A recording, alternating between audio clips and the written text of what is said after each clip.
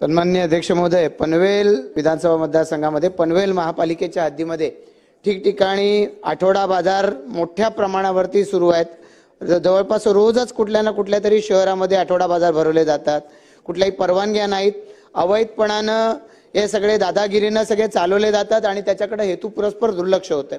त्याचबरोबर हातगाड्या यांनी जवळपास शहरामधले सगळे प्रमुख रस्ते व्यापलेले आहेत आणि स्थानिक नागरिक तक्रार करतात, अधिकृत व्यावसायिक तक्रारी करतात, पण महापालिकेच्या माध्यमातून अगदी तकलादू स्वरूपाच्या कारवाया केल्या जातात। या हातगाड्यांच्या वरती या ठिकाणी अनधिकृत धंदे देखील चालवले जातात, वाहतुकीला अडथळे होतात आणि त्यामुळे या पद्धतीच्या तक्रारी वाढत चाललेल्या आहेत। मोठ्या प्रमाणावरती या हातगाड्यांमार्फत आणि या आठवडा बाजारांमध्ये बांगलादेशी लोक हे त्या ठिकाणी व्यवसाय करत असल्याचं निदर्शनास आलेलं आहे।